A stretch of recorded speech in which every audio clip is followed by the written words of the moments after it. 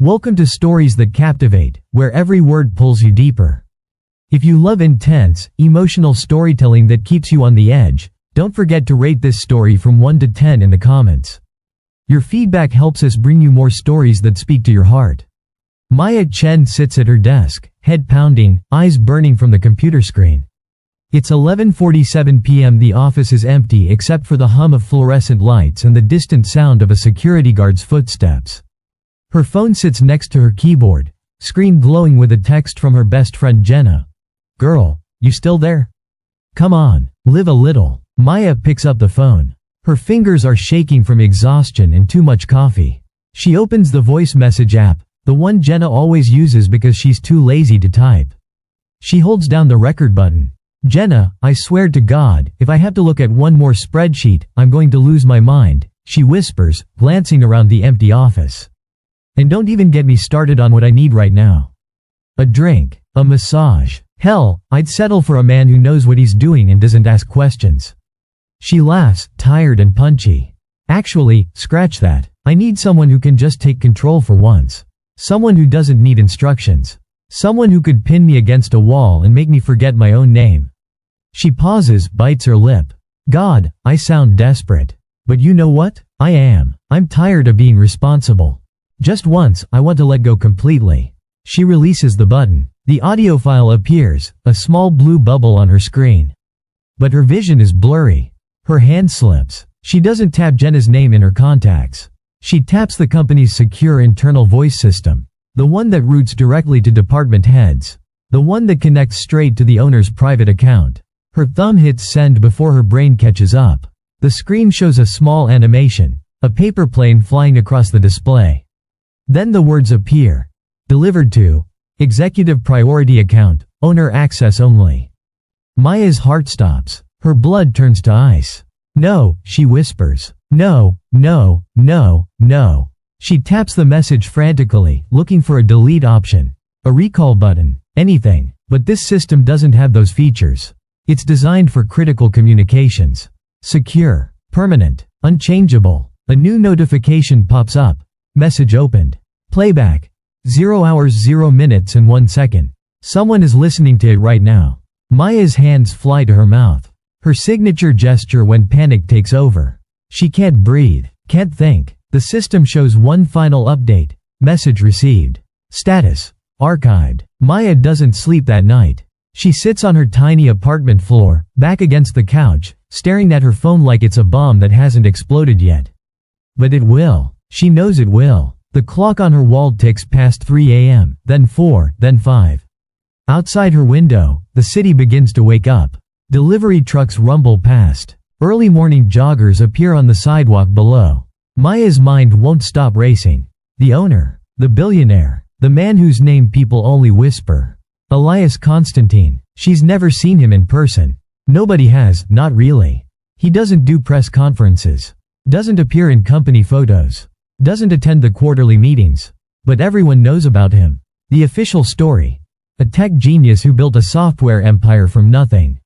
Started in a basement 20 years ago. Now worth billions. Controls half the city's digital infrastructure. The unofficial story. He's connected. Deeply. To people who don't operate in daylight. To families who've run this city for generations. To networks that move money, power, and problems with surgical precision. Maya once heard two senior executives talking in the hallway. "Don't cross Constantine," one said. "People who cross him don't get fired. They just disappear from the industry. Permanently." The other executive had laughed nervously. "That's just urban legend, is it? Remember Marcus from Legal? The guy who threatened a lawsuit? Where is he now?" Silence. Then, "I heard he moved to Europe." "Yeah, that's what they want you to think." Maya shivers at the memory. She lives paycheck to paycheck. Her mother's medical bills drain her account every month. The cancer treatments, the experimental drugs insurance won't cover. The home care nurse who costs more than Maya's rent. This job is everything. Lose it, and she loses her mother. But it's more than that. In this city, if Elias Constantine decides you're a problem, you don't just lose your job. You lose your reputation, your connections, your future. Maya pulls herself off the floor at 6 a.m. She hasn't slept. Her eyes are red and swollen. Her hair is a mess. She showers on autopilot, puts on her most professional outfit, a simple black dress that makes her look competent and forgettable. She needs to be invisible today. When she arrives at the office at 7:30 a.m., the building feels different. Heavier, like the walls are watching her. She scans her badge at security. The guard nods at her like always. Nothing unusual. She takes the elevator to the 5th floor. Her floor, marketing and analytics. The doors open, and she steps into the familiar chaos of her department. People are already at their desks, typing frantically, phones pressed to their ears. Her manager, Victoria Cross, stands near the conference room. Tall, blonde, sharp as broken glass. She's talking to someone, gesturing with her coffee cup. When Victoria sees Maya, she smiles. But it's not a friendly smile. It's the smile of someone who knows something you don't. Maya, Victoria calls out sweetly. Good morning. Sleep well? Maya's stomach drops. Fine, thanks. Victoria walks over, heels clicking on the polished floor. You look tired. Burning the midnight oil again? Just finishing up some reports, Maya says carefully. Victoria studies her, head tilted. Well, don't work too hard. We wouldn't want you to burn out. You're so replaceable. The word hangs in the air like poison. Victoria walks away, that same knowing smile on her face. Maya sits at her desk, hands shaking. She opens her laptop, tries to focus on work. But every sound makes her jump. Every notification makes her heart race. Hours pass. Morning turns to afternoon. Still no response. No email. No message. No security guard escorting her out. Just silence. And somehow, that's worse. The silence stretches like a pulled wire, ready to snap. Maya can't eat lunch, can't focus, can't breathe properly. Jenna finds her in the bathroom at 2 p.m., splashing cold water on her face. Okay, what's going on? Jenna asks, leaning against the counter. She's wearing her usual bright colors, a yellow blazer over a floral dress. Everything about Jenna is sunshine and warmth. Maya looks at her reflection in the mirror.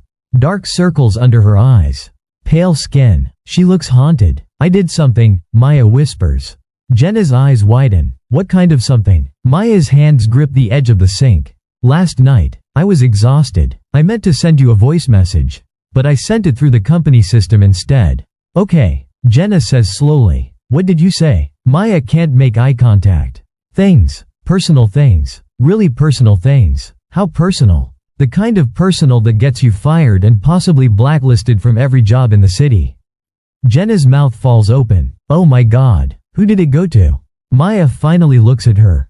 Elias Constantine. For 3 full seconds, Jenna doesn't move. Doesn't breathe. Then she claps her hand over her mouth. No, no, tell me you're joking. I wish I was. Maya, that man. Jenna lowers her voice to barely a whisper. That man has connections to the Volkov family. Do you know what that means? They're not just businessmen. I know, Maya cuts her off. I know exactly what they are. Jenna paces the small bathroom. Okay, maybe he didn't listen to it. Maybe he gets hundreds of messages a day and yours just got buried. It showed as opened, Maya says flatly. Someone listened to the whole thing. Jenna stops pacing. When? Last night, right after I sent it. They stand in silence. The bathroom fan hums above them. Somewhere down the hall, a printer beeps. What are you going to do? Jenna asks quietly. I don't know. Wait, hope, pray he doesn't destroy my life. Jenna moves closer, puts her hand on Maya's shoulder. Listen to me. If nothing's happened by now, maybe nothing will. Maybe he found it funny. Maybe he deleted it and moved on. Maya wants to believe that. She really does. But something in her gut tells her this isn't over. Not even close. At 4:47 p.m., Maya's computer chimes. A calendar notification appears on her screen. Meeting request. From Executive Office, Priority Level 1. Subject. Private discussion. Location.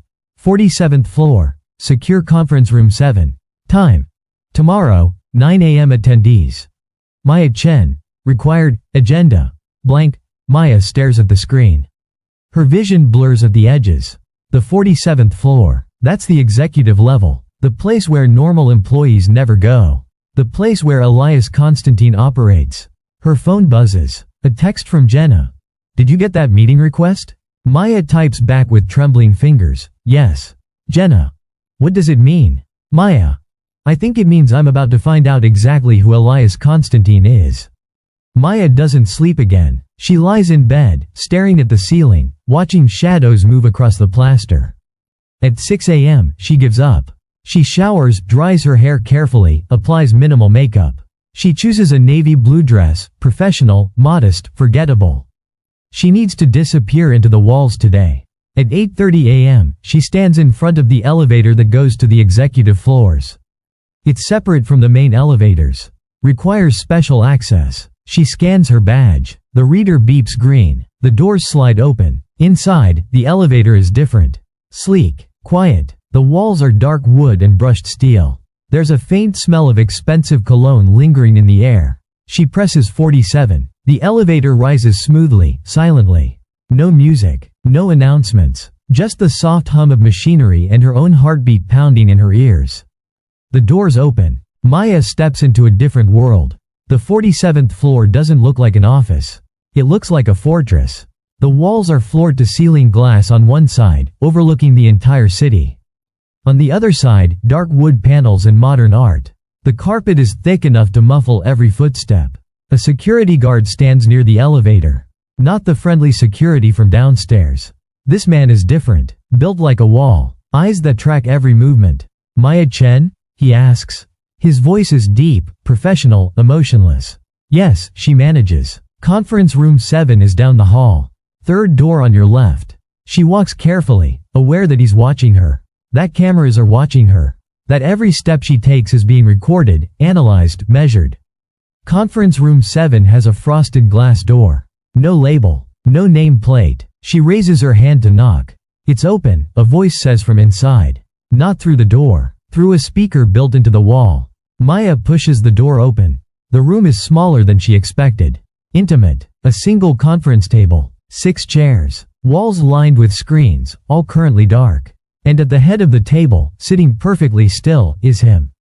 Elias Constantine. He's younger than she imagined. Maybe late 30s. Dark hair, precisely cut. Sharp jawline. Eyes the color of steel in winter, gray-blue and completely unreadable. He wears a black suit, no tie. White shirt, top button undone. Simple. Perfect. Expensive in a way that doesn't need to announce itself. When he looks at her, Maya feels like she's being X-rayed.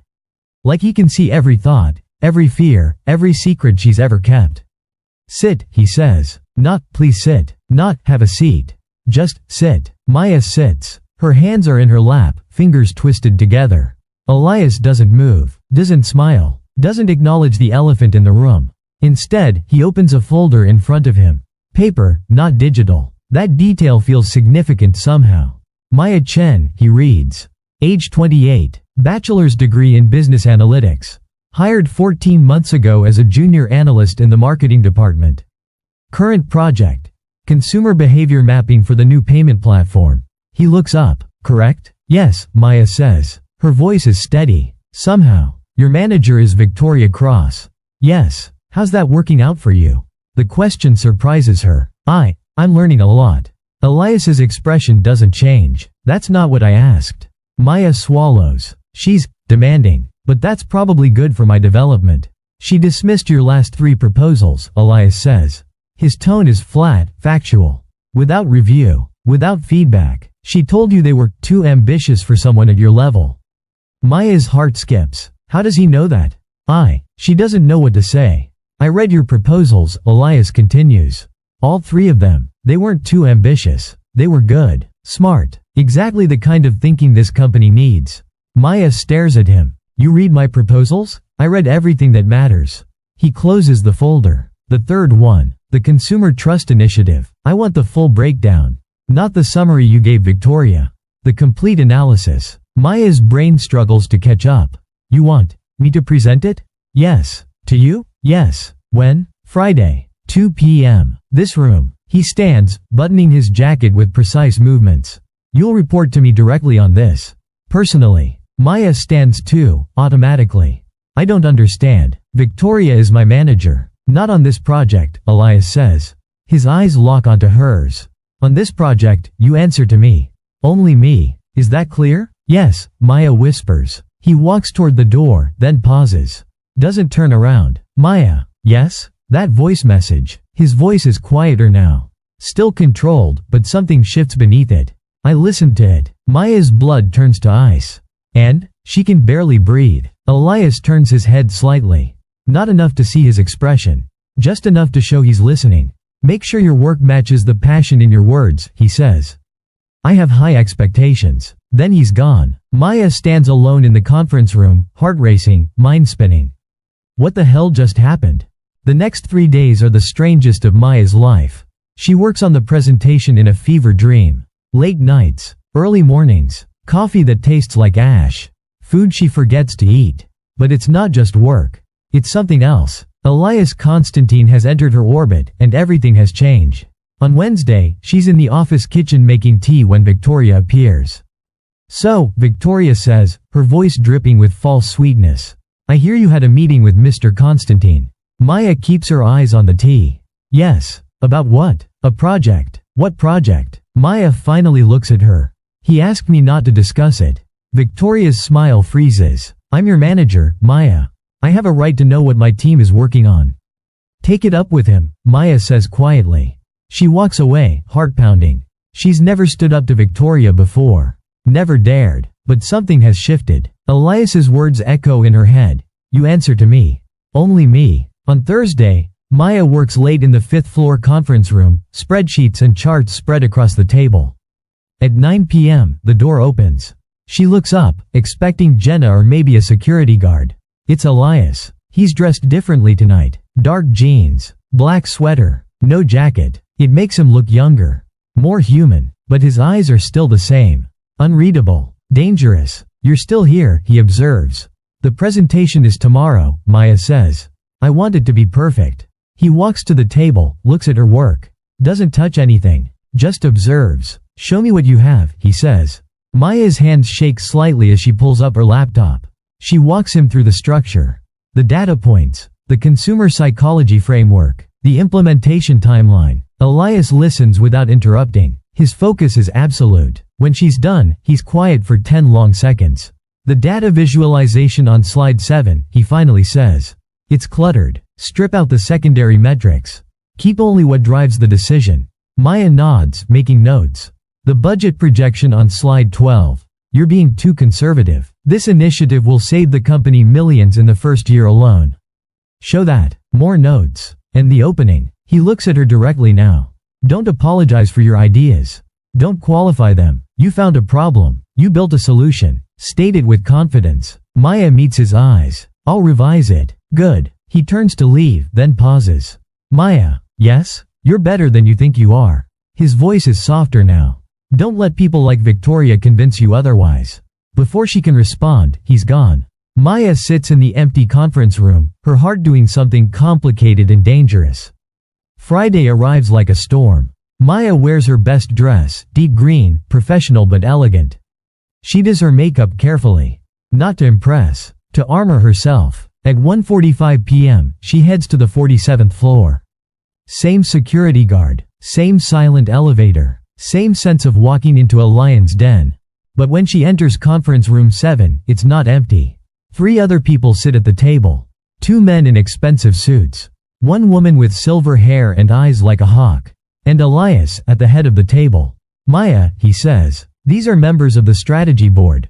They'll be evaluating your proposal. Maya's stomach drops. He didn't mention other people. This was supposed to be just him. But she can't back down now. She sets up her laptop, connects to the screen, takes a breath, and begins. The first few slides are rough. Her voice wavers. She second-guesses her words. But then something happens. The data starts to speak. The logic builds. The solution becomes clear. She finds her rhythm. She talks about consumer trust in digital payments. About how the current system creates friction. About how her framework reduces abandonment rates by 34%. She shows the numbers, the projections, the implementation pathway. When she finishes, the room is silent. The silver-haired woman speaks first. This is solid work, Ms. Chen. Very solid. One of the men nods. The consumer psychology angle is fresh. We haven't seen this approach before. The other man leans forward. The budget projections seem aggressive. But the ROI timeline is compelling. They discuss details, ask questions, Maya answers each one, calm and clear. Through it all, Elias says nothing. He just watches her. His expression remains neutral, but something in his eyes shifts. Sharpens. After 30 minutes, the board members stand. They shake Maya's hand, tell her they'll review her proposal formally next week. Then they leave. Maya and Elias are alone again. She starts packing up her laptop, nerves fraying now that it's over. She doesn't know how to finish the sentence. Exactly what I expected, Elias says. He stands, walks to where she's standing. Closer than necessary. Close enough that she can smell his cologne, something dark and woody. Cedar. Smoke. Something deeper. Thank you, Maya says. For this opportunity. Don't thank me. His voice is low. You earned it. You earned every second of their attention. They stand in the charged silence. Maya is aware of his height. His presence. The controlled power in the way he holds himself. Maya. He says her name like it's a secret. Can I ask you something? Yes. That voice message. His eyes don't leave hers. Did you mean it? Maya's heart stops. Which part? All of it. She should lie. Should deflect. Should protect herself. Instead, she tells the truth. Yes. Elias nods slowly. Good. Good? Because I don't waste my time on people who hide what they want. He steps back, putting professional distance between them again. The board will approve your proposal. You'll lead implementation. You'll need a team. Maya blinks, trying to catch up. What? Pick 3 people. Build your team. Budget won't be an issue. He checks his watch. Simple, expensive, mechanical. I'll have contracts ready by Monday.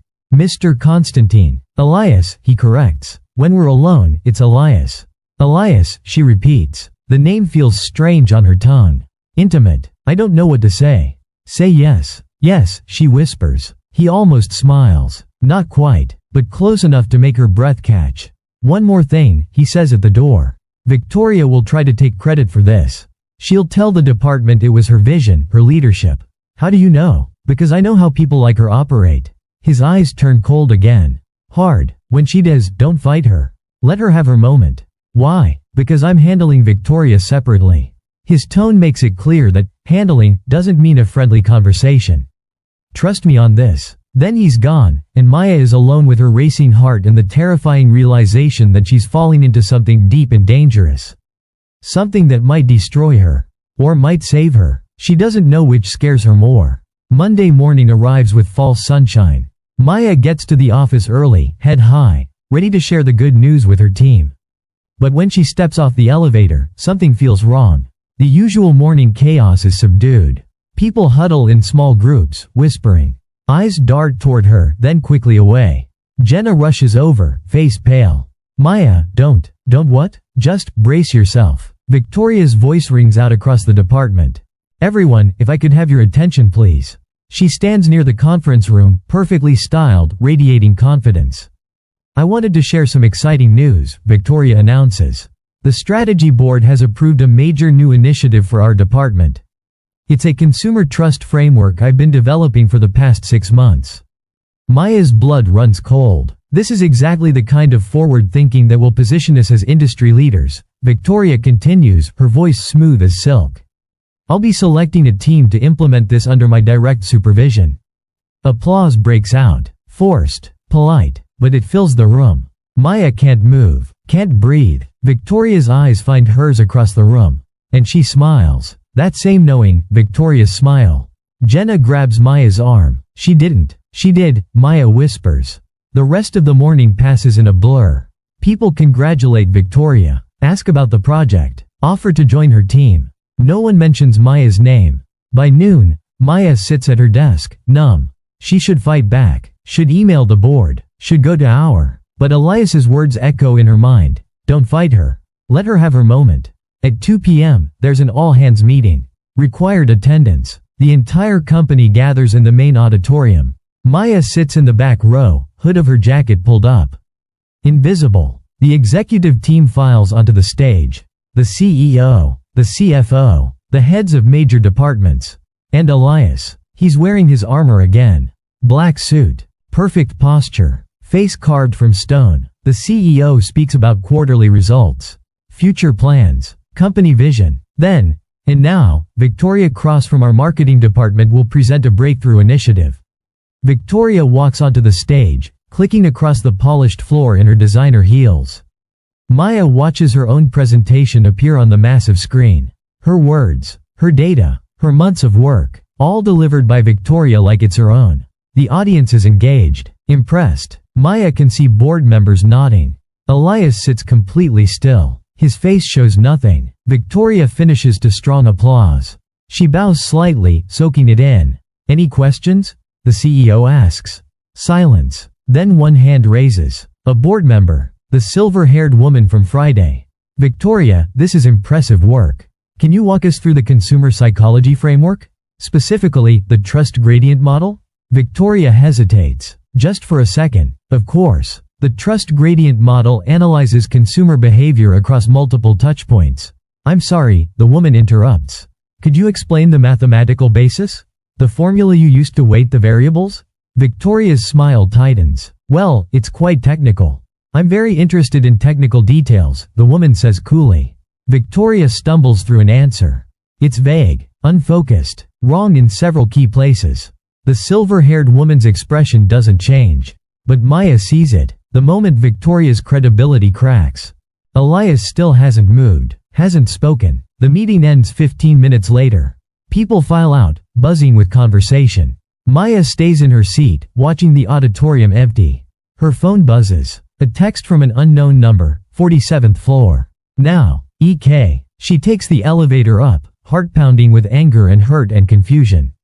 When she enters conference room 7, Elias is standing at the window, looking out at the city. You said to let her have her moment, Maya says. Her voice shakes with controlled rage. You said to trust you. So I sat there and watched her steal everything I built. And you said nothing, did nothing. Elias turns slowly. I know. That's it? That's all you have to say? What did you want me to do, Maya? Stand up and publicly humiliate your manager? Announce to the entire company that you're working directly with me? Maya stops. She hadn't thought about that. Victoria made her move, Elias continues. She took credit publicly. In front of witnesses. In front of board members who know exactly what that project should sound like. His eyes are cold now. Arctic. She just signed her own termination. When? Tomorrow. After the board meeting. After legal finishes their review of her conduct. He steps closer. But first, I need her to feel safe. To think she won. Because when people think they've won, they get careless. Careless how? That's not your concern. His tone makes it clear the conversation is over. Go home, Maya. Rest. By Wednesday, this will all be behind you. And what if I don't want to wait? Maya asks. What if I want to fight back now? Elias studies her. For the first time, something that might be respect flickers in his eyes. Then you'd be acting on emotion, not strategy. And emotion makes you vulnerable. Maya wants to argue, wants to rage, wants to do something. Instead, she turns and walks toward the door. Maya. She stops, doesn't look back. I'm sorry, Elias says quietly. I know how this feels. Watching someone take credit for your work. It's a particular kind of violence. She does look at him then. You've experienced this? Once. A long time ago. His expression is unreadable. I made sure it never happened again. How? He doesn't answer. Just holds her gaze until she looks away. Maya leaves. Takes the elevator down. Collects her things from her desk. Victoria is in her office, door open, celebrating with a small group of senior staff. Maya walks past without a word. At 11 p.m., her phone buzzes. News alert. Major data breach at Constantine Enterprises, consumer payment data possibly compromised. Maya sits up in bed, heart racing. She opens the full article. Details are vague, but the breach appears to be linked to the Consumer Trust Initiative. The exact project Victoria just presented. Another text from the unknown number. This isn't over. Stay away from the office tomorrow. EK. Maya stares at her phone, a cold feeling spreading through her chest. What the hell is happening? Tuesday morning, Maya wakes to 17 missed calls. She checks her phone with trembling hands. 3 from Jenna, 5 from unknown numbers, 9 from the company's HR department. Her email inbox is flooded. Dozens of messages, all with the same subject line. Urgent, security investigation. She calls Jenna first. Oh my god, Maya, where are you? Jenna's voice is panicked. Home, what's happening? There's security everywhere. Cops, lawyers, they shut down the entire marketing department. They're reviewing everyone's computer access logs. Maya's stomach drops. Why? The data breach. They're saying someone from our department leaked the consumer payment specs to a competitor.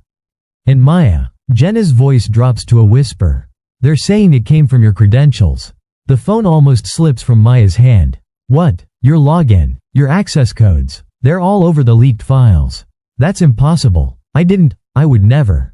I know, Jenna says quickly. Everyone who actually knows you knows that. But Maya, they're not looking for truth right now. They're looking for someone to blame. After she hangs up, Maya sits frozen on her couch. Her laptop is on the coffee table. She opens it with shaking hands.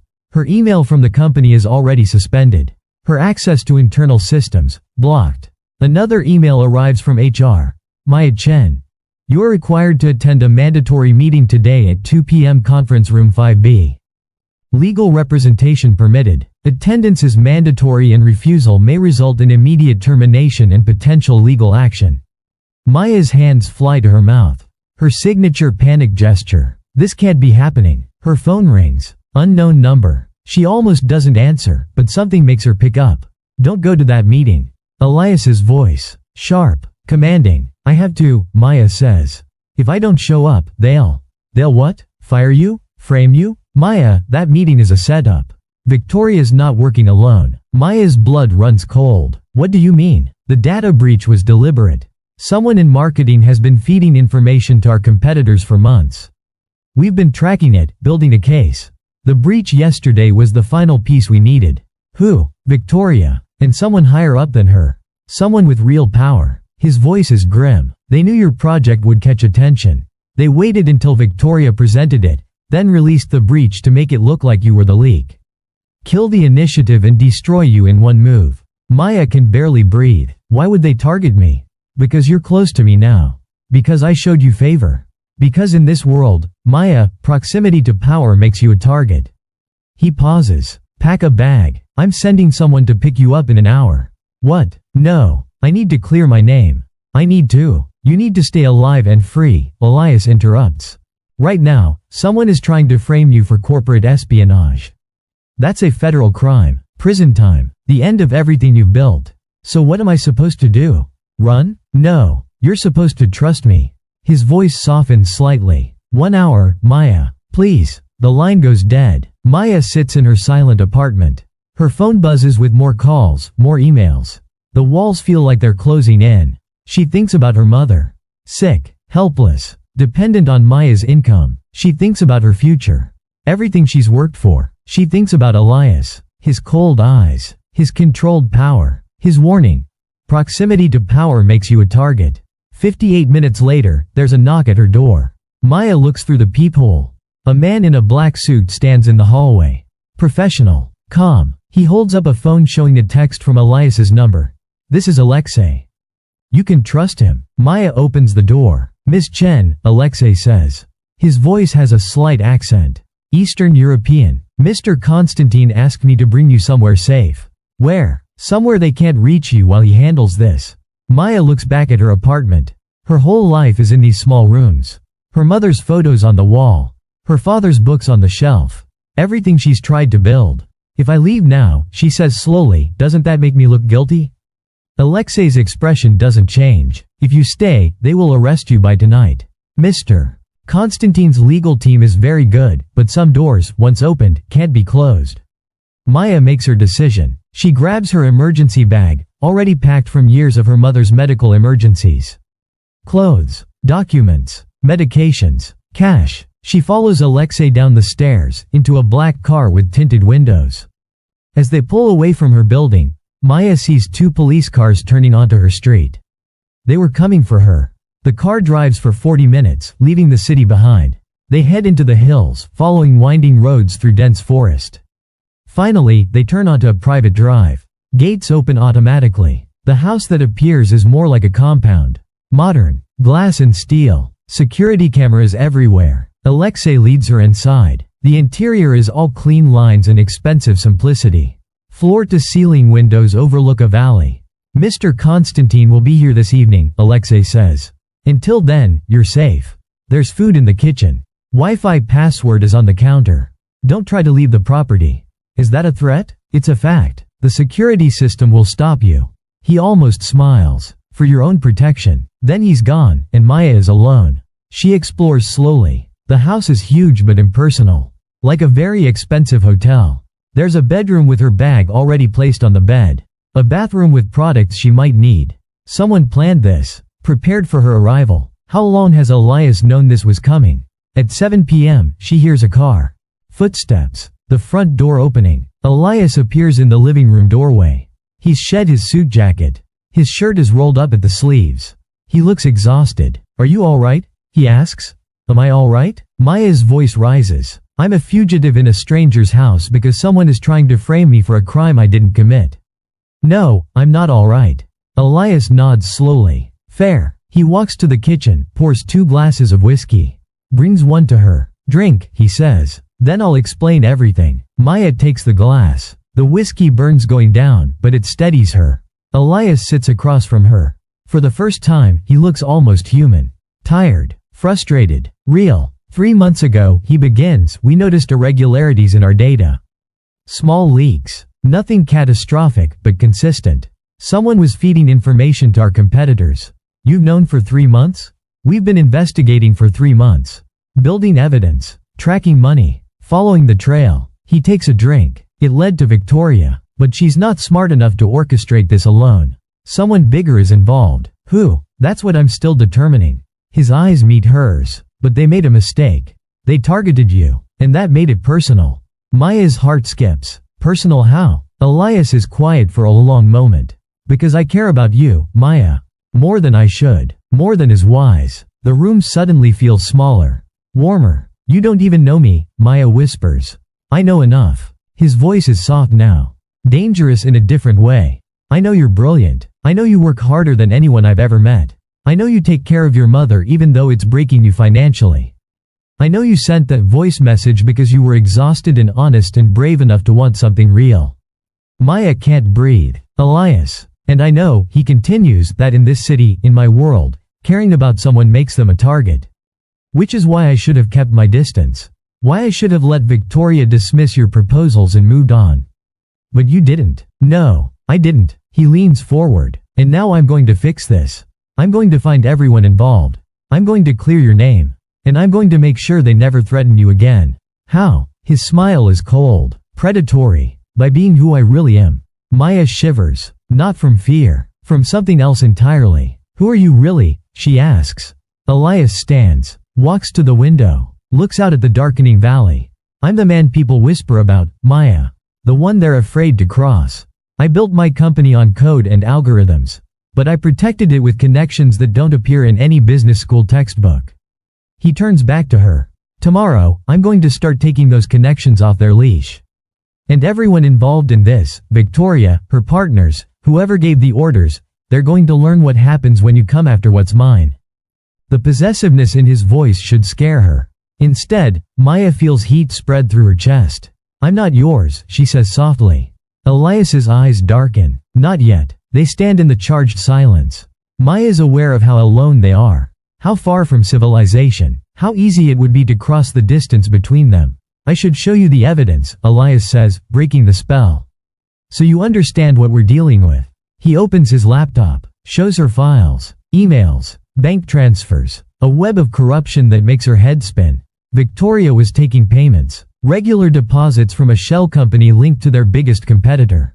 But that's not all. This, Elias points to a name in the executive team. Richard Chen, your CFO. He's the one who brought Victoria into this. He's been selling company secrets for 2 years. Maya stares at the screen. Can you prove it? By Friday, yes. We're working with federal investigators.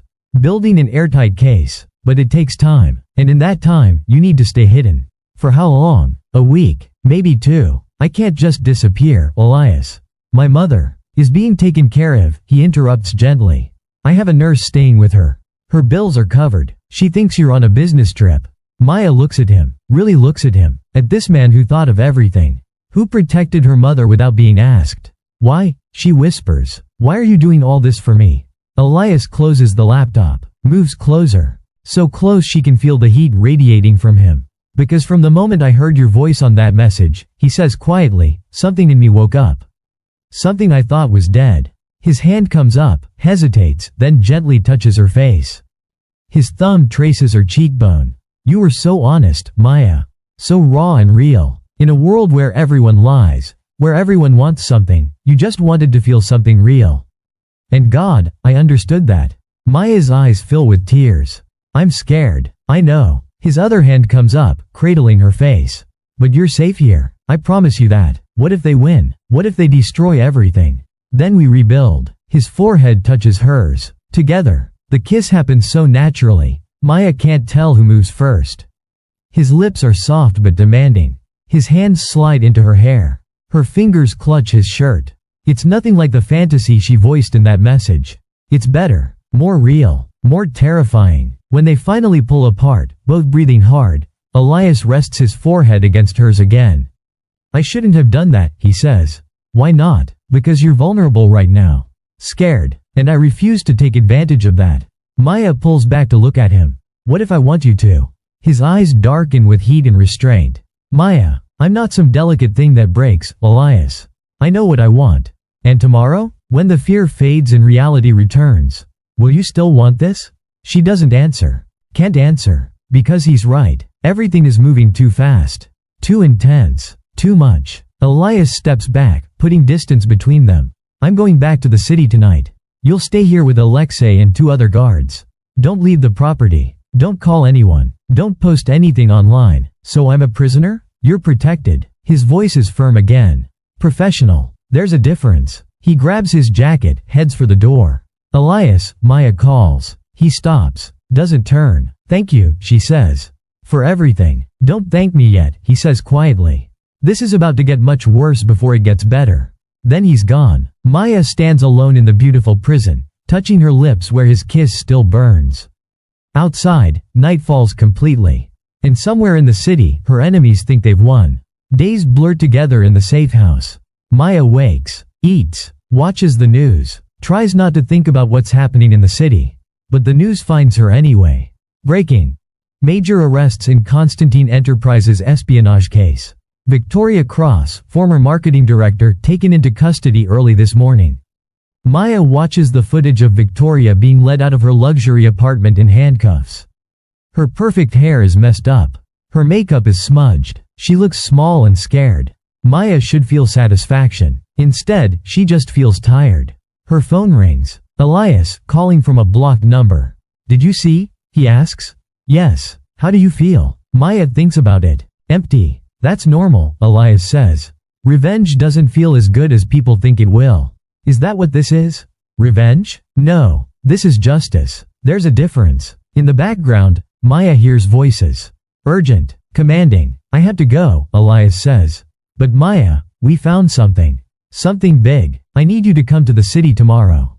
Is it safe? Not entirely. But it's necessary. He hangs up before she can argue. The next morning, Alexei drives her back into the city. Not to her apartment, not to the office, to a law firm in the financial district. Expensive, discreet, the kind of place where powerful people solve problems quietly. Elias meets her in a private conference room. He looks like he hasn't slept in days. There are shadows under his eyes. His shirt is wrinkled, but his focus is laser sharp.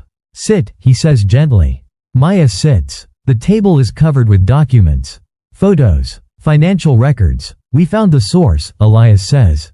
The person who orchestrated everything. He slides a photo across the table. Maya's blood turns to ice. It's not who she expected. No, she whispers. The photo shows Richard Chen, the CFO. But he's not alone. He's meeting with someone Maya recognizes. Marcus Volkov, the name everyone whispers. The family that owns half the city's underground. They've been using the company to launder money, Elias explains. For years, your consumer trust initiative would have exposed the fake payment channels they were using. That's why they tried to kill it. Why they framed you. You were too smart for your own good. Maya can't process this. The Volkov family. Elias, I know what they are. His voice is calm. Too calm. I've known for years. She looks at him. Really looks at him. How did you know? Elias is quiet for a long moment. Then, because they tried to recruit me once. When I was building the company. They offered me capital, connections, protection. All I had to do was look the other way while they used my infrastructure. You said no. I said no. His jaw tightens. And they've been waiting for an opportunity to destroy me ever since. Your project gave them that opportunity.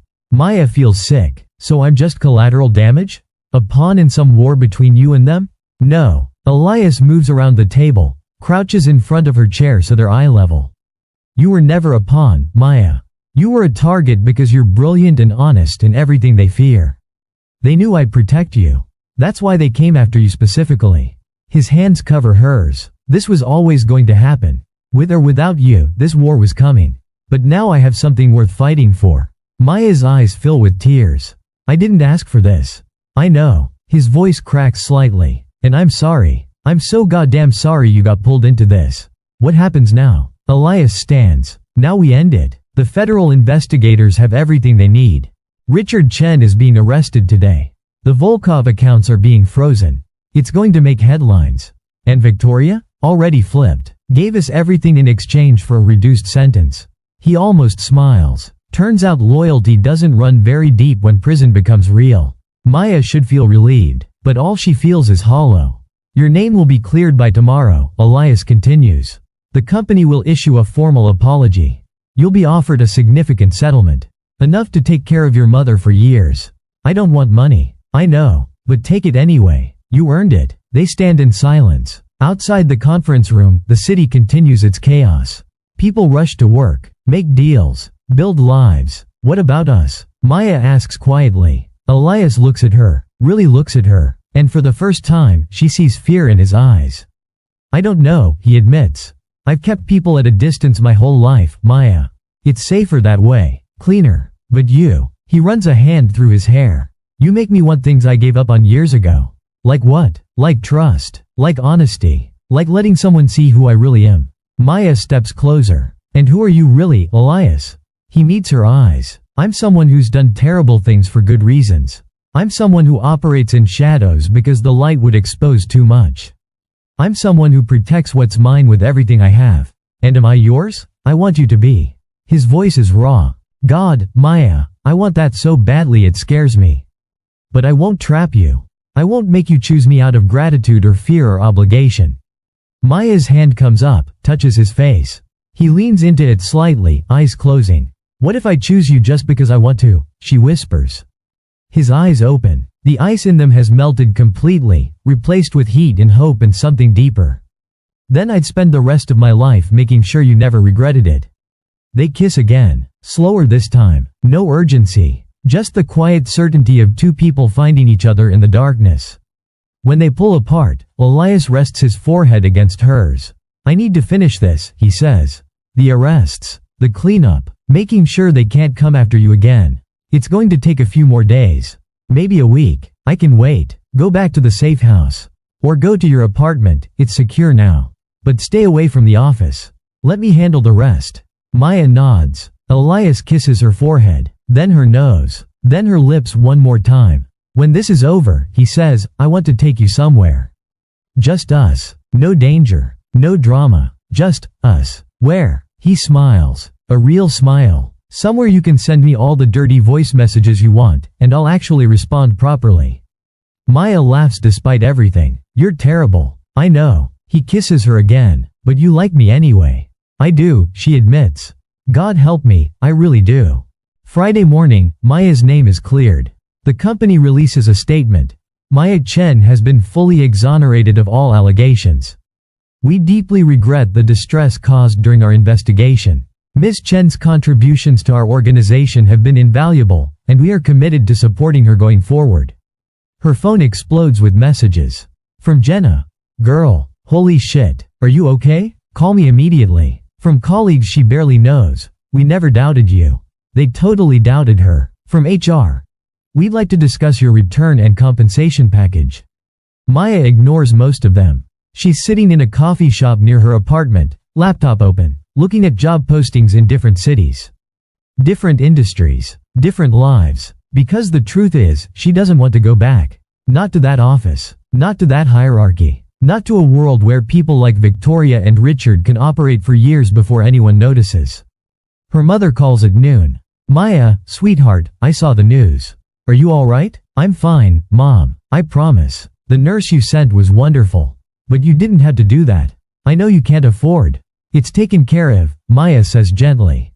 Don't worry about money. Not anymore. After they hang up, Maya closes her laptop. Makes a decision. She calls the number Elias gave her for his assistant. I need to speak with Mr. Constantine, Maya says. He's in a meeting currently. May I take a message? Tell him I'm not coming back to the company. And I don't want the settlement money. There's a pause. Miss Chen, perhaps you should discuss this with Mr. Constantine directly. I just did. That's my message. She hangs up. 10 minutes later, her phone rings. Elias, what do you mean you're not coming back? His voice is sharp, worried. I mean I'm done, Elias. I don't want to work there anymore. Because of what happened. Maya, everyone involved has been removed. You'd be starting fresh. On your own terms. It's not about them. Maya takes a breath. It's about me. I don't want to spend my life in that building, working on projects that might or might not get stolen, playing politics with people I don't trust. Silence. Then, what do you want? I don't know yet, but I need to figure it out on my own. Without anyone's help. More silence. Heavier this time. And the money? Elias asks quietly. I didn't earn it. I didn't win a lawsuit. I got caught in someone else's war. Maya's voice is firm. I won't take money I don't feel right about. Maya, I know you think you're helping. And maybe you are. But I need to stand on my own feet. Without settlements. Without protection. Without. She trails off. Without me, Elias finishes. I didn't say that. You didn't have to. His voice has gone cold again. Distant. I understand. You need space. Independence. Time to figure out what you want. Elias, that's not. I'll make sure the settlement check doesn't get processed. Your mother's medical expenses will continue to be covered through the company's health plan. That's standard for all employees who've been wronged. You can't refuse that without hurting her. Okay, Maya whispers. And if you need anything at all, you have my number. I know. Good luck, Maya. He hangs up. Maya sits in the coffee shop, phone in her hand, heartbreaking in a way she didn't expect. She did the right thing. She knows she did. So why does it feel like she just made the biggest mistake of her life? The next week passes in a strange fog. Maya moves through her days mechanically. She updates her resume, starts freelancing as a consultant. Small projects, independent work, nothing that ties her to anyone else's agenda. She visits her mother more, takes walks, reads books, tries to remember who she was before all of this started. At night, she lies in bed and thinks about Elias. His controlled power, his hidden warmth, the way he looked at her like she was the only real thing in his world. But she doesn't call him, doesn't text him, doesn't reach out, because she meant what she said. She needs to stand alone first. 2 weeks pass, then 3. Then one day, a package arrives at her apartment. No return address, but she knows. Inside is a single item, a small black box. She opens it with shaking hands. It's a key, literally, an old-fashioned brass key with an address engraved on the tag. And a note in precise handwriting, when you're ready. No expectations, just possibility. Maya holds the key, crying and laughing at the same time. Because this is exactly what she needed. Not pressure, not demands, not rescue, just space, and the promise that when she's ready to open that door, he'll be there. 3 months later, Maya stands in front of a small building in the arts district. Her building, the lease is in her name. The sign above the door reads, Chen Strategy Consulting. It's not much, just 2 rooms and a bathroom. But it's hers. She built this, alone, with clients she found herself, projects she earned herself, money she made herself. Jenna visits on opening day with champagne and cupcakes. Look at you, Jenna says, beaming. Independent businesswoman, I'm so proud of you. It's just a start, Maya says. But she's smiling. It's amazing. Jenna looks around the space. Have you told him? Told who? Don't play dumb. Elias, have you told him about this?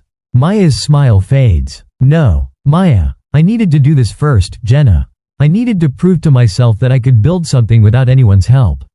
Without his protection or his money or his influence. And now that you have? Maya touches the brass key in her pocket. She's been carrying it for 3 months. Every day, like a talisman, a promise. Now, she trails off. Now what? Jenna prompts. Now I'm terrified, Maya admits. What if too much time has passed? What if he's moved on? What if I ruined everything by pushing him away? Jenna takes Maya's hands. Honey, that man cleared your name, destroyed his enemies, and gave you space when you asked for it. He's not going anywhere. You don't know that. I know men, Jenna says firmly. And I know that man didn't go through all of that just to give up after a few months. Go to him. Maya looks at the key. At the address engraved there. Okay, she whispers. Okay. The address leads to a building on the waterfront. Modern, glass and steel, security that recognizes her immediately. Miss Chen, the guard says. Penthouse, top floor. Her heart pounds as the elevator rises. The key feels heavy in her hand. The elevator opens directly into the penthouse. Not a hallway, not a lobby, just his space. And it's beautiful. Floor-to-ceiling windows overlooking the harbor. Minimalist furniture, clean lines, but also warmth. Books, art, a kitchen that looks actually used. And standing at the window, looking out at the city, is Elias. He doesn't turn when she enters, but his shoulders tense. He knows she's there. 3 months, he says quietly. I was starting to think you'd never use that key. Maya sets her bag down, walks slowly across the polished floor. I needed time. I know. I needed to build something on my own. I know that too. She stops a few feet behind him. Are you angry? Finally, he turns. His eyes are still that same steel blue. Still unreadable. But there's something new there. Something patient and certain. Angry? No. He steps closer. Terrified? Yes. Of what? That you came here to say goodbye properly. That you figured out you're better off without me in your life. His voice drops. That I waited and hoped for nothing. Maya's eyes fill with tears. You idiot. His expression shifts. Confused. Hopeful. I didn't come here to say goodbye, Maya says. I came here because I'm ready. Ready for what? For you. For this. For whatever complicated, dangerous, beautiful thing this is between us. She closes the distance. I'm not afraid anymore, Elias. Not of you. Not of your world. Not of needing someone. His hands come up, cup her face. You don't need me, Maya. You've proven that. No, I don't need you, she agrees. But I want you. There's a difference. Say it again, he breathes. I want you. Again. I want you, Elias. I choose you. Freely. Completely. Terrifyingly. He kisses her. And this time, there's no hesitation. No holding back. It's heat and hunger and 3 months of restraint finally breaking. When they finally pull apart, both breathing hard, Elias rests his forehead against hers. I have something to show you, he says. He takes her hand, leads her to a door she didn't notice before. Inside is an office, but not his office, her office. There's a desk, a computer, shelves, a view of the harbor. And on the desk, a folder labeled Chen Strategy Consulting, Project Proposals. Maya picks it up with shaking hands, opens it. Inside are 3 major project proposals. Real companies, real money, the kind of work that would establish her firm as legitimate. What is this? She whispers. Potential clients, Elias says. Companies in my network that need exactly what you offer. But Maya, he takes her hands. These aren't favors. I sent them your work samples. They were impressed on their own merit. I just made the introduction. Why? Because I watched you build something beautiful these past 3 months. And I wanted to help, even if you never came back to me. Even if this, he gestures between them, never happened. I wanted you to succeed. Maya starts crying, really crying. Months of fear and stress and loneliness finally pouring out. Elias pulls her into his arms, holds her while she shakes, strokes her hair, whispers promises into the quiet space. I'm never letting you face anything alone again, he murmurs. Not unless you want to. But Maya, you need to know, my world is complicated. Dangerous. There are people who will see you as a weakness. A target. I know, she says against his chest. And I can't promise normal. I can't promise simple. I can't promise we won't face things that test us. I know, she repeats. But I can promise. He pulls back to look at her. That I will always protect what's mine. And you, Maya Chen, are mine. If you'll have me. She kisses him instead of answering with words. They make their way to his bedroom slowly. Touching, kissing, relearning each other. When they finally fall into bed together, it's everything that voice message promised and more. Control and surrender. Power and vulnerability. 2 people who see each other completely and choose each other anyway. Later, lying in the darkness with city lights streaming through the windows, Maya traces patterns on Elias's chest. What happens now? She asks. Now we build something together, Elias says. Your business, our life, whatever we want. It won't be easy. Nothing worth having ever is. Maya thinks about that, about the voice message that started everything, about the chaos and danger and fear, about the man beside her who saw her completely and didn't look away. Elias? That voice message, do you still have it? She feels him smile against her hair. Deleted it months ago. Why? Because I didn't need a recording, he says quietly. I had the real thing. Brave and honest and so much better than any message could ever be. Maya snuggles closer. I love you. The words slip out. Simple, true, terrifying. Elias goes still. Then his arms tighten around her. I love you too, he says. God help me. I think I have since the moment I heard your voice.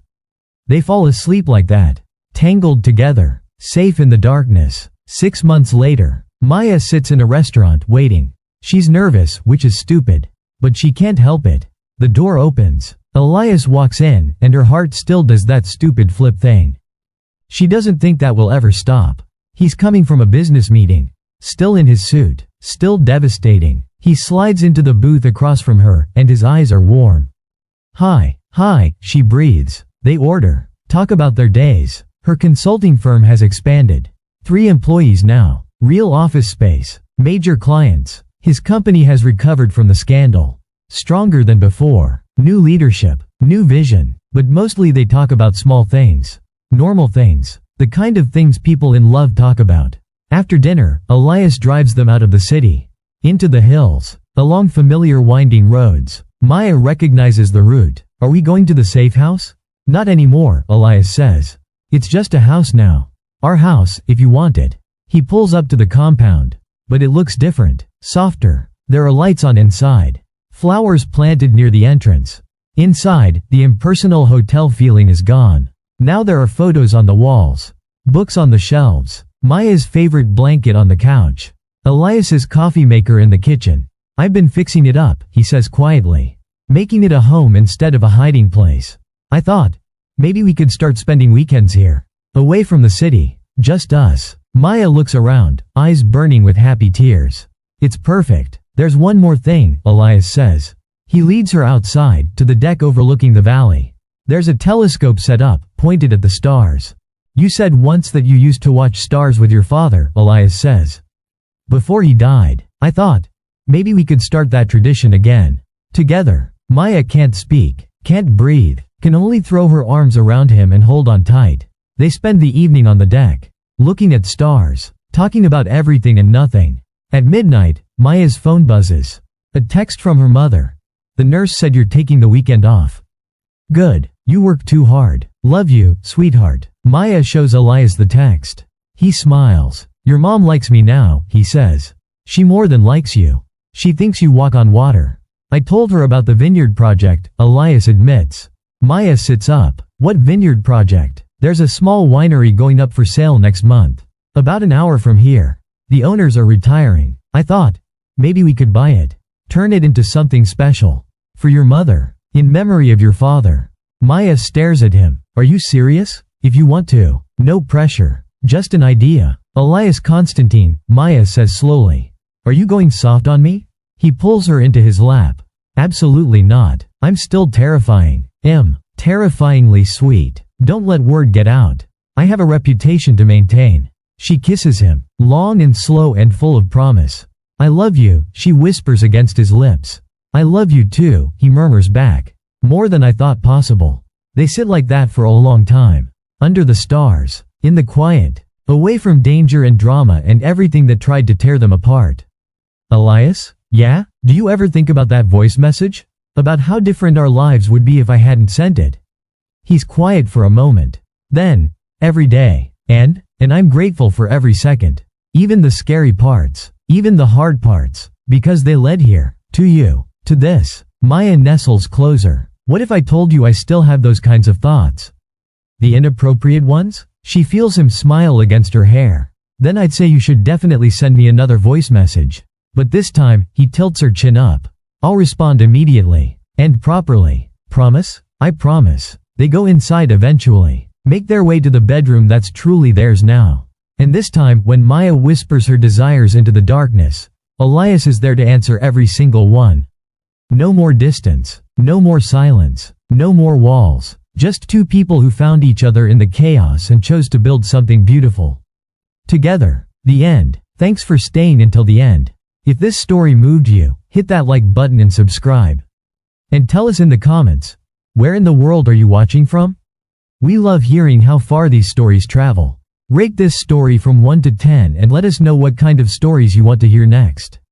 Your voice matters to us.